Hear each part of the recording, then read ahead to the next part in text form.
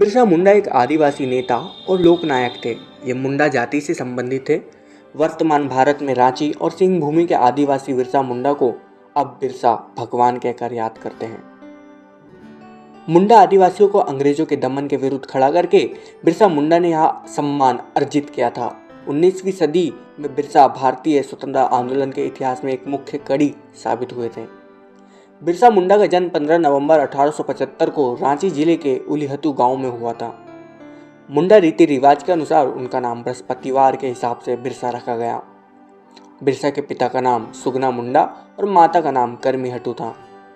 उनका परिवार रोजगार की तलाश में उनके जन्म के बाद उलीहतू से कुरुमब्दा आकर बस गया, जहां वो खेतों में काम करके अपना जीवन चलाते थे। उसके बाद फिर काम की तलाश में उनका परिवार बम्बा चला गया। गरीबी के दौर में बिरसा मुंडा को उसके मामा के गांव अयुभातू भेज दिया गया। अयुभातू में बिरसा 2 साल तक रहे और वहां के स्कूल में पढ़ने गए। बिरसा पढ़ाई में बहुत होशियार थे, इसलिए स्कूल चलाने वाले जयपाल नाग ने उन्हें जर्मन मिशन स्कूल में दाखिला लेने को कहा।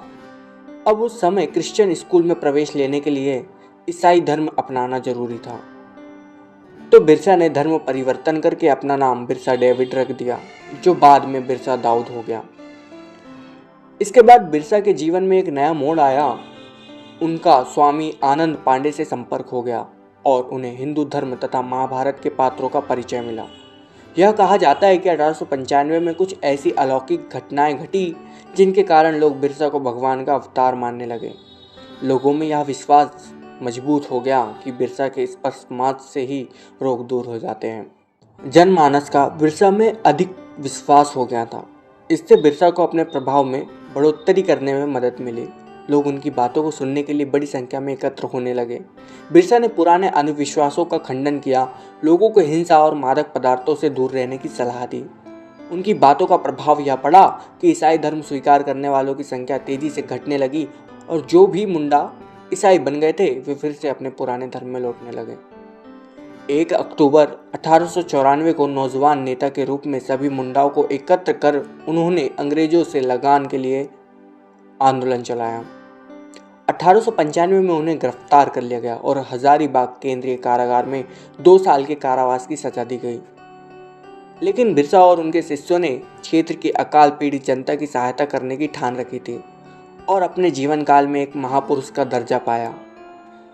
उन्हें उस इलाके के लोग धरती बाबा के नाम से पुकारते थे और उन्हें पूजते थे। उनके प्रभाव की वृद्धि के बाद पूरे इलाकों में मुंडाओं के संगठित होने की चेतना जागी। 1897 से 1900 के बीच मुंडा और अंग्रेज सिपाहियों के बीच युद्ध होते रहे। बिरसा और उसके चाहने वालों ने अंग्रेजों की नाक में दम कर रखा था।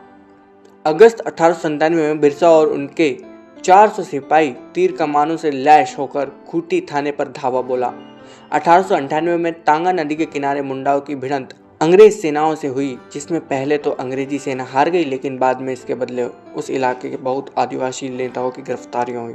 जनवरी 1900 में डोमबाड़ी पहाड़ी पर एक और संघर्ष हुआ था, जिसमें बहुत से औरतें और बच्चे मारे गए थे। उस जगह बिरसा अपनी जनसभा को संबोधित कर रहे थे। बाद में बिरसा के कुछ शिष्यों की गिरफ्तारियां हुई और आखिर में स्वयं बिरसा भी 3 फरवरी 1900 को चक्रधरपुर से गिरफ्तार कर लिए गए।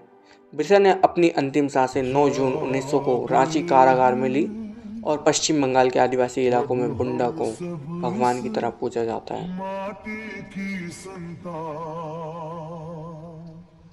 रोक सको तो रोक लो हम वीरों का उन गुलाम।